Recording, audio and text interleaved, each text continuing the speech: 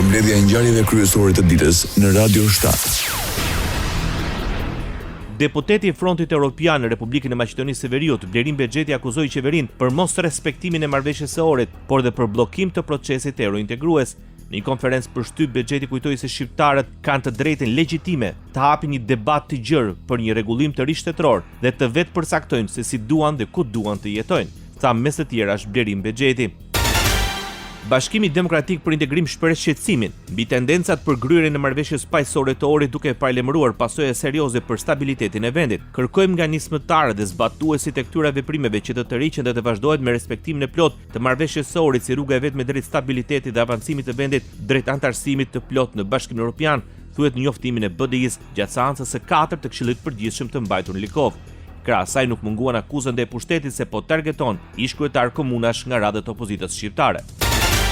Koalicioni Vlen akuzoi ish-ministrat shqiptar të drejtësisë dhe Bashkimit Demokratik për Integrim se për vite me radhë nuk kanë mundësuar që provimi i jurisprudencës të jepet në gjuhën shqipe. Sipas reagimit, pavarësisht disa mandatave të ministrave shqiptar në këtë institucion, kjo çështje nuk është zgjidhur.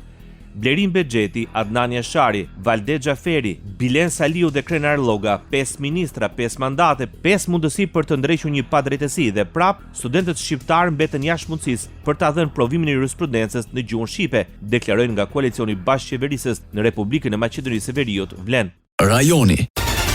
Lidhja Demokratike e Kosovës paralajmëron zgjedhjet parakohshme parlamentare. Pas dështimit të raundit të fundit të bisedimeve me kryeministrin e Kosovës Albin Kurti, kryetari i LDK-s Lumir Abdigjiku deklaroi se nuk ka asnjë marrëveshje politike me lëvizjen vetvendosje dhe se takimet ndërmjet dy subjekteve politike për çështjen e presidentit nuk do të vazhdojnë më. Për Abdigjikun, objektivi i vetëvendosjes është që dhe presidenti të jetë një zgjedhje e shumicës në pushtet. Presidenti i Kosovës do të jetë zgjatim i qeverisë, pra mund të ketë një qeveri që ka një president të një partie dhe kështu të ketë institucionet. Pra heqja e kryetarit të kuvendit nuk është që heq rolin institucional. Kuvendi i Kosovës operon me shumicë, që i takon shumicës. Qeveria operon po ashtu me shumicë, që i takon shumicës. Tani edhe presidenti takoi 51%, që është më tepër se sa vullneti qytetar. U përpoqa, provova, nuk arrita fatkeqësisht, tani kthehemi në LDK dhe do të kthehemi misionit të madh të bashkimit të së djathtës. Deklaroi Lumir Abdigjiku nga Lidhja Demokratike e Kosovës. Albin Kurti pranon se i ka ofruar bashkëqeverisjen Lidhjes Demokratike. Pas takimit me kreun e LDK-s, kryeministri i Kosovës pranoi refuzimin për bashkëqeverisje nga partia e dytë më e madhe opozitare. Më duhet të konstatoj që bisedimet rezultuan të pasuksesshme, për shkak se asnjëra prej ofertave që ne kemi bërë nuk u pranua nga kreu i LDK-s. Fillimisht ne ofruam që Lidhja Demokratike e Kosovës në bashkëqeverisje me lëvizjen vetvendosje dhe me partnerët e tjerë që i kemi ne në mazhorancën prej 66 deputetëve, ta ketë zëvendës kryeministrin, ministrinë e punëve të jashtme dhe 3 ministri të tjera. Unë kam preferuar që zëvendësi imi të bëhet pikërisht zotëri Abdigjiku dhe në këtë mënyrë të fillojmë një kapitull të ri të bashkëpunimit e bashkëveprimit midis lëvizjes vetvendosje dhe Lidhjes Demokratike të Kosovës. Pretendimi për refuzimin e ofertës sipas tij është bërë argumenti se vetvendosja nuk mund të ketë drejtimin e 3 institucioneve kushtetuese. Kurti mohoi të ketë kërkuar votat e LDK-s për kandidatin e shumicës në pushtet, Glau Konjufsa. Kryeministri i Kosovës është kundër zgjedhjeve të reja të parakohshme. Në fillim të mbledhjes së qeverisë, Albin Kurti kujtoi se zgjedhja e presidentit mbetet detyrë kushtetuese e të zgjedhurve të popullit. Sipas tij, kjo situatë kërkon vullnet për zgjedhje dhe kompromis politik, duke shtuar se asnjë parti nuk mund të pretendojë sigurimin e 80 apo më shumë deputetëve dhe se diskutimet duhet të zhvillohen mbi bazën e rezultatit zgjedhor dhe në interes të vendit. Zgjedhja e presidentit është detyrë kushtetuese e të zgjedhurve të popullit. Kjo kërkon vullnet për zgjidhje, gatishmëri për kompromis dhe vendime jo të lehta. Ne e dim që nuk ka parti që mund të pretendojë se i fiton 80 e më shumë deputet. Kurti ka theksuar se Kosova ka nevojë për stabilitet institucional, parashikueshmëri, duke rikujtuar se qytetarët kanë votuar më 28 dhjetor për një mandat 4 vjeçar dhe se qeveria së shpejti do të sjellë për miratim programin qeverisës 2026-2030. Sipas tij, një cikël i ri zgjedhor nuk do të sillte ndryshime të mëdha në rezultat, por do të vononte proceset dhe do të krijonte kosto shtesë për shtetin. Jemi të bindur që një cikël i ri zgjedhor nuk sjell ndryshimet në rezultat, por mund t'i vonoj punët e mira dhe të na humbas mundësi e fonde, si dhe të krijoj shpenzime të tjera të panevojshme, duke filluar nga së paku 10 milion euro për KQZ.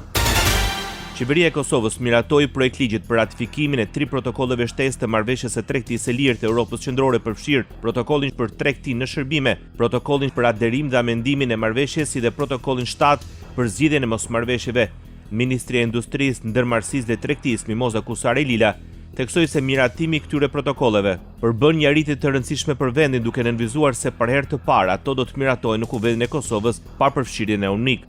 Ratifikimi i kësaj marrëveshje me rëndësi të veçantë kur kemi parasysh trendin në rritje të shkëmbimeve tregtare të Kosovës me vendet e EFTA-s, në veçanti me Zvicrën dhe Norvegjinë.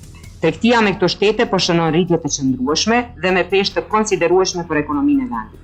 Të dhënat zyrtare mbi shkëmbimin e mallrave konfirmojnë përmirësimin e vazhdueshëm të bilancit tregtar me vendet e EFTA-s, duke reflektuar forcimin e kapaciteteve eksportuese dhe rritjen e pranisë të produkteve kosovare në këto tregje, i cili në total ka rreth 14 milion konsumatorë. Radio 7, zëri pozitiv i qytetit.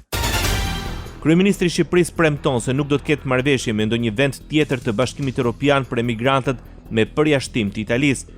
Në intervistë për median italiane, Il Giornale, Edi Rama deklaroi se pas vendimit mbi lishmërinë kanë ardhur kërkesa dhe nga vende të tjera europiane, por ky është një koncesion ekskluziv për Italinë dhe kjo marrëveshje nuk mund të përsëritet. Në lidhje me rolin e presidentit Trump në zhvillimet brenda Europës, Rama vlerësoi se presidenti i Shteteve të Bashkuara të Amerikës është një mundësi për Europën që më në fund të zgjohet. Sipas Ramës, Trump nuk është vetëm shpëtimi i Amerikës, por dhe Europës, e cila nuk mund të jetojë me lavditës së kaluarës.